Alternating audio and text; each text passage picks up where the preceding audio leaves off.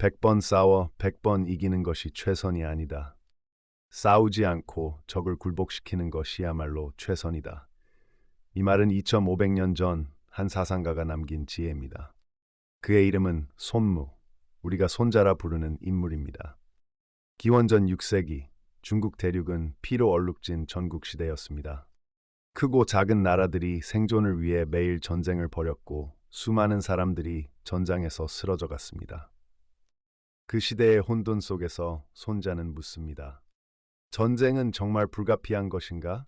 더 현명한 방법은 없는가? 그의 대답은 손자병법 13편에 담겼습니다. 이 책은 단순한 전쟁 매뉴얼이 아니었습니다. 그것은 경쟁의 본질, 리더십의 핵심, 그리고 인간 본성에 대한 깊은 통찰이었습니다. 나폴레옹은 이 책을 읽고 만약 내가 이것을 더 일찍 읽었더라면 워털루에서 패하지 않았을 것이라 말했고 현대의 CEO들은 이를 경영 교과서로 삼습니다. 2500년의 시간을 뛰어넘어 여전히 살아 숨쉬는 이 지혜는 어떻게 탄생했을까요? 손자의 삶으로 들어가 봅니다. 기원전 545년경 제나라의 수도 임치 근처 작은 마을에서 손무가 태어났습니다. 그의 집안은 원래 진나라의 귀족 출신이었으나 정치적 분쟁으로 제나라로 망명한 가문이었습니다. 어린 손무가 눈을 뜬 세상은 평화와는 거리가 멀었습니다. 춘추시대 말기 중국 대륙에는 170여 개의 제후국들이 패권을 다투며 끊임없이 전쟁을 벌이고 있었습니다. 손무의 아버지는 제나라의 중급 장교였습니다. 어린 손무는 자주 아버지를 따라 군영에 갔고 그곳에서 그는 전쟁의 참상을 목격했습니다. 전투에서 돌아오지 못한 병사들의 가족이 우는 소리, 부상당한 군인들의 신음, 그리고 승리했다며 기뻐하는 장군들 뒤에 가려진 수많은 희생들. 8살 손무는 아버지에게 물었습니다. 아버지, 왜 사람들은 계속 싸워야 하나요? 아버지는 한숨을 쉬며 대답했습니다. 살기 위해서란다. 이 시대에 살아남는 방법은 강해지는 것뿐이다. 하지만 어린 손무의 눈에는 다른 의문이 들었습니다. 정말 싸우는 것만이 유일한 방법일까? 그 질문은 그의 마음속에 깊이 새겨졌고 훗날 손자병법의 핵심 철학이 되었습니다. 손무는 두 가지 세계에서 자랐습니다. 하나는 병법과 무술의 세계였고 다른 하나는 고전과 철학의 세계였습니다. 그의 집안은 비록 망명 귀족이었지만 교육을 중시했습니다. 손무는 낮에는 검술과 병법을 배우고 밤에는 공자의 가르침과 도가 사상을 공부했습니다. 15살이 되었을 때 손무는 이미 뛰어난 무예 실력을 갖췄지만 그를 진정으로 매료시킨 것은 전략과 사상이었습니다. 그는 과거의 전쟁 기록들을 탐독했습니다. 제왕공의 폐업, 진문공의 승리, 초장왕의 전략들. 하지만 손무는 단순히 승리의 기록만 읽지 않았습니다. 그는 패배한 전투들을 더 주의 깊게 연구했습니다. 왜 그들은 졌을까? 무엇이 잘못되었을까? 20살 무렵 손무는 제나라 군대의 하급 장교가 되었습니다. 그의 첫 실전 경험은 충격이었습니다. 아무리 정교한 전략도 현장에선 혼란으로 변했고 아무리 용감한 병사도 두려움에 떨었습니다. 그날 밤 전장에서 돌아온 손무는 깨달았습니다. 전쟁에서 가장 중요한 것은 용맹이 아니라 인간 심리에 대한 이해라는 것을. 그리고 그 깨달음이 그의 병법의 토대가 되었습니다. 기원전 532년 손무의 인생에 첫 번째 큰 시련이 찾아왔습니다. 제나라 내부에서 권력 투쟁이 벌어졌고 그의 가문이 연루되었습니다. 하루아침에 그의 집안은 역적으로 몰렸고 손무는 다시 한번 망명자가 되어야 했습니다. 28살의 손무는 가족을 잃고 지위를 잃고 모든 것을 잃었습니다. 그는 중국 남부를 떠돌았습니다.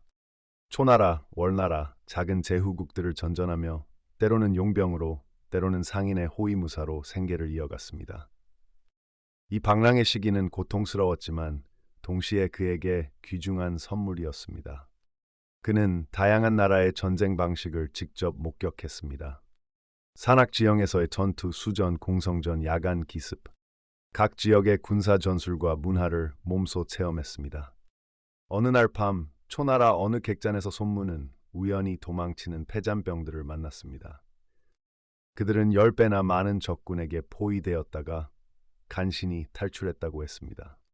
우리 장군은 용맹했지만 적은 더 교활했습니다. 한 병사가 울먹였습니다. 그날 밤 손무는 깨달았습니다. 용맹만으로는 부족하다. 지혜가 필요하다. 그리고 진정한 승리는 최소한의 희생으로 목적을 달성하는 것이라고. 그는 그날부터 본격적으로 자신의 병법을 정리하기 시작했습니다. 기원전 512년 33살의 손무에게 운명을 바꿀 만남이 찾아왔습니다. 그는 오나라의 수도 고소성에 도착했습니다. 당시 오나라는 야심찬 젊은 왕 함려가 다스리고 있었습니다. 함려왕은 강력한 초나라를 상대로 패권을 잡고 싶었지만 번번이 패배했습니다. 손무의 명성을 들은 오자서라는 재상이 그를 왕에게 추천했습니다. 처음 만난 자리에서 함려왕은 회의적이었습니다. 그대가 쓴 병법 13편을 읽어보았소.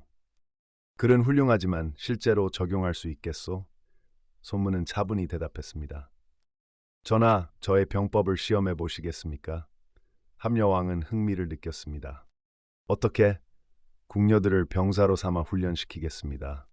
만약 제가 그들을 정예병처럼 움직이게 할 수 있다면 저의 병법이 효과가 있음을 증명하는 것입니다. 이것은 역사에 기록된 유명한 궁녀 훈련 일화입니다. 함려왕은 180명의 궁녀를 내주었고 왕이 총애하는 두 후궁을 대장으로 임명했습니다. 손무는 명령을 내렸지만 궁녀들은 웃으며 따르지 않았습니다. 손무는 냉정하게 말했습니다. 명령이 명확하지 않으면 장군의 책임이다. 하지만 명령이 명확한데도 따르지 않으면 지휘관의 책임이다. 그는 두 후궁 대장을 군법에 따라 처형하려 했습니다. 함려왕이 황급히 말렸지만 손무는 단호했습니다. 전하께서 저를 장군으로 임명하셨습니다. 전장에서는 군령이 왕명보다 우선합니다. 결국 두 후궁은 처형되었고 세 대장이 임명되었습니다. 그 후 궁녀들은 완벽하게 명령을 따랐습니다. 함려왕은 충격을 받았고 동시에 확신했습니다. 이 사람이야말로 오나라를 강국으로 만들 인물이라고. 손무는 오나라의 대장군이 되었습니다. 하지만 그는 즉시 전쟁을 시작하지 않았습니다. 대신 3년간 군대를 재조직하고 훈련시켰습니다. 그는 병사들에게 단순한 무술이 아니라 전략적 사고를 가르쳤습니다. 적을 알고 나를 알면 100번 싸워도 위태롭지 않다는 원칙에 따라 손무는 초나라의 지형, 군사 배치, 장군들의 성격까지 세밀하게 연구했습니다. 기원전 506년 드디어 그 순간이 왔습니다. 강력한 초나라와의 전쟁이었습니다. 모든 이들이 오나라의 패배를 예상했습니다. 초나라는 오나라보다 3배나 큰 나라였고 군사력도 압도적이었습니다. 하지만 손무는 정면 대결을 피했습니다. 그는 초나라의 보급로를 끊고 적의 예상치 못한 곳을 공격하며 끊임없이 이동했습니다. 초나라 군대는 혼란에 빠졌습니다. 그들은 오나라 군대가 어디 있는지조차 파악할 수 없었습니다. 손무는 병법은 허실이다라는 자신의 원칙을 완벽히 실행했습니다. 결정적인 백거 전투에서 손무는 수적으로 열세인 오나라 군대를 5갈래로 나누어 동시에 다른 방향에서 초나라 수도로 진격했습니다. 초나라는 어디를 막아야 할지 몰라 우왕좌왕했고 결국 오나라는 초나라의 수도 영도를 함락시켰습니다. 이것은 당대 최대의 군사적 기적으로 기록되었습니다. 손무는 이 전쟁에서 자신의 병법이 단순한 이론이 아니라 실제로 작동한다는 것을 증명했습니다. 오나라는 일약 패권국으로 떠올랐고 손무의 명성은 중국 전역에 퍼졌습니다. 지피지기면 100점 불태, 즈비지 블랙. 적을 알고 나를 알면 100번 싸워도 위태롭지 않다. 이것은 손자병법에서 가장 유명한 구절입니다. 하지만 많은 사람들이 이 말의 진정한 의미를 오해합니다. 단순히 적의 정보를 모으라는 뜻이 아닙니다. 손무가 이 말을 쓴 배경에는 깊은 통찰이 있습니다. 기원전 510년 손무는 초나라와의 소규모 국경 분쟁에서 한 젊은 장교를 관찰했습니다. 그 장교는 용감했고 전술도 뛰어났습니다. 하지만 그는 적군의 매복에 걸려 큰 피해를 입었습니다. 전투 후 손무는 그를 불러 물었습니다. 자네는 적의 병력이 얼마인지 알고 있었나? 네, 대략 2,000명 정도였습니다. 자네 부대는 얼마였나? 3,000명입니다. 우리가 더 많았습니다. 손무는 고개를 저었습니다. 그게 전부인가? 적의 숫자만 알면 되는가? 그들의 사기는 어땠나? 지형에 익숙했나? 그들의 장군은 어떤 사람인가? 그리고 더 중요한 것은 자네는 자네의 병사들의 상태를 진정으로 알고 있었나? 그들이 지쳐 있었다는 것을, 보급이 부족했다는 것을, 일부는 두려워하고 있었다는 것을 알았나? 젊은 장교는 고개를 숙였습니다. 손무는 부드럽게 말했습니다. 알다는 것은 단순한 정보가 아니네. 그것은 본질을 꿰뚫는 것이지. 적의 강점과 약점, 의도와 두려움, 그리고 무엇보다 자신의 한계와 가능성을 정확히 아는 것. 그것이 진정한 지피지기일세. 이 원칙은 전쟁뿐 아니라 인생의 모든 경쟁에 적용됩니다. 상대를 이해하고 자신을 냉정하게 파악할 때 비로소 현명한 결정을 내릴 수 있습니다. 손무는 이것을 전쟁터에서 배웠고 우리는 이것을 인생에서 배웁니다. 상병벌모 쌍빙파모 기차벌교 지츠파죠 기차벌 지츠파빙. 최상의 전략은 적의 계략을 꺾는 것이고 그 다음은 외교로 고립시키는 것이며 그 다음이 군대로 싸우는 것이다. 이것은 손무의 병법 철학의 핵심입니다. 역설적이게도 역사상 가장 위대한 병법가는 전쟁을 가장 싫어한 사람이었습니다. 기원전 504년 손무는 절정의 명성을 누리고 있었습니다. 함려왕은 계속해서 정복 전쟁을 원했습니다. 하지만 손무는 이를 반대했습니다. 어느 날 함려왕은 화를 내며 물었습니다. 그대는 장군이 아닌가? 왜 전쟁을 두려워하는가? 손무는 조용히 대답했습니다. 전하, 저는 전쟁을 두려워하는 것이 아니라 불필요한 전쟁을 두려워합니다. 전쟁은 나라의 대사입니다. 생사의 길이고 존망의 기로입니다. 신중하지 않을 수 없습니다. 손무는 월나라와의 전쟁 계획을 예로 들었습니다. 전하, 월나라는 산악 지형에 익숙하고 백성들이 강인합니다. 우리가 이길 수는 있지만 얼마나 많은 병사를 잃게 될까요? 그리고 그들을 정복한들 계속 반란이 일어날 것입니다. 차라리 월나라와 동맹을 맺고 그들을 우리 편으로 만드는 것이 낫지 않겠습니까? 함려왕은 생각에 잠겼습니다. 손무는 계속했습니다. 진정한 승리는 피를 흘리지 않고 얻는 것입니다. 적을 굴복시키되 싸우지 않고 이것이 최고의 병법입니다. 결국 함려왕은 손무의 조언을 받아들였고 외교적 수단으로 여러 소국들을 복속시켰습니다. 이 원칙은 현대에도 유효합니다. 비즈니스에서, 협상에서, 인간관계에서 강압이 아니라 지혜로 상대를 움직이는 것. 그것이 손무가 가르친 진정한 승리의 기술입니다. 병기신속. 전쟁에서는 속도를 귀하게 여긴다. 손무가 이 원칙을 강조한 데는 그의 경험이 배어 있습니다. 기원전 505년, 오나라는 제나라와의 전쟁에서 기회를 맞이했습니다. 제나라 내부에 정치적 혼란이 발생한 것입니다. 함려왕은 군사회의를 소집했습니다. 대부분의 신하들은 신중론을 폈습니다. 겨울이 다가옵니다.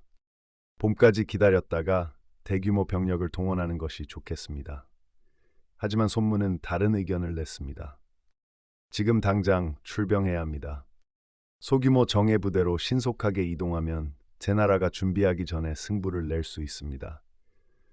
하지만 날씨가 손무는 단호했습니다.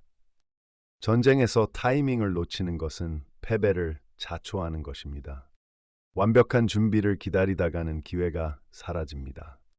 지금 70%의 준비로 출발하는 것이 3달 후 100% 준비하는 것보다 낫습니다. 왜냐하면 3달 후에는 적도 100% 준비할 것이기 때문입니다. 손무는 3,000명의 정예 기병을 이끌고 출발했습니다. 눈보라를 뚫고 강행군을 한 그들은 10일 만에 제나라 국경에 도달했습니다. 제나라는 완전히 허를 찔렸고 오나라는 최소한의 희생으로 승리했습니다. 전투 후 손무는 장교들에게 말했습니다. 속도는 단순히 빠르게 움직이는 것이 아니다. 그것은 적이 반응하기 전에 결정적 행동을 취하는 것이다. 우리가 계획을 세우는 동안 적도 계획을 세운다. 우리가 준비하는 동안 적도 준비한다. 그러므로 완벽한 준비보다는 적절한 시기의 행동이 더 중요하다. 이 원칙은 현대 사회에서도 빛을 발합니다. 비즈니스 기회, 인생의 전환점, 결정의 순간. 완벽을 추구하다 타이밍을 놓치는 것보다 적절한 때에 과감히 행동하는 것이 더 나은 결과를 가져옵니다. 기원전 496년 60살에 가까워진 손무는 조용히 군직에서 물러났습니다. 함려왕이 월나라와의 전투에서 부상을 입고 사망한 후였습니다. 새로운 왕 부차는 복수심에 불탔고 손무의 신중한 조언을 듣지 않았습니다. 손무는 알았습니다. 자신의 시대가 지나가고 있다는 것을. 그는 강남의 작은 산골로 응거했습니다. 그곳에서 그는 자신의 군사 경험과 철학을 정리하여 손자병법 13편을 완성했습니다. 개편 작전조 잼편, 모공편. 각 편은 전쟁의 다른 측면을 다루었지만 모두 하나의 핵심을 관통했습니다. 전쟁은 최후의 수단이며 지혜로 승리해야 한다는 것. 제자들이 찾아왔습니다. 그들은 물었습니다. 선생님의 병법으로 많은 전쟁에서 이겼습니다. 하지만 왜 이제는 전쟁을 말리십니까? 손무는 창밖의 산을 바라보며 대답했습니다. 내가 젊었을 때는 전쟁에서 이기는 것이 목표였다. 하지만 나이가 들수록 깨달았지. 진정한 승리는 전쟁을 하지 않는 것이라는 것을. 내 병법의 진정한 목적은 전쟁을 더 잘하기 위함이 아니라 전쟁을 피하기 위함이다. 한 제자가 의아해했습니다. 그럼 왜 병법을 가르치십니까? 손무는 미소 지었습니다. 전쟁을 이해해야 평화를 지킬 수 있기 때문이다. 칼을 다룰 줄 알아야 칼을 쓰지 않을 수 있다. 역설이지만 이것이 진리다. 기원전 480년경 손무는 조용히 생을 마감했습니다. 그는 화려한 장례도 거대한 무덤도 원하지 않았습니다. 그가 남긴 것은 단 하나, 14편의 병법서였습니다. 하지만 그 작은 책은 2500년을 살아남아 수억 명의 사람들에게 영향을 미쳤습니다. 2500년이 지난 지금 손자의 목소리는 여전히 울립니다. 나폴레옹은 손자병법을 읽고 유럽을 정복했고 마오쩌둥은 이 책으로 혁명에 성공했습니다. 현대의 CEO들은 이것을 경영 전략으로 삼고 스포츠 코치들은 팀 전술로 응용합니다. 심지어 일상의 협상과 인간관계에서도 손자의 원칙들이 적용됩니다. 왜일까요? 왜 춘추시대 한 장군의 병법서가 이토록 오래 살아남았을까요? 그것은 손무가 전쟁의 표면이 아니라 본질을 꿰뚫었기 때문입니다. 그가 말한 것은 단순한 전술이 아니라 경쟁의 원리였습니다. 인간 심리의 이해였습니다. 리더십의 핵심이었습니다. 지피지기면 백전불태. 이것은 상대를 이기는 방법이 아니라 자신을 이기는 방법입니다. 자신의 한계를 알고 상대의 입장을 이해할 때 비로소 현명한 판단을 내릴 수 있습니다. 싸우지 않고 이기는 것, 이것은 비겁함이 아니라 최고의 용기입니다. 힘으로 제압하는 것은 쉽지만 지혜로 설득하는 것은 어렵습니다. 병기신 속, 이것은 무모한 서두름이 아니라 기회를 보는 해안입니다.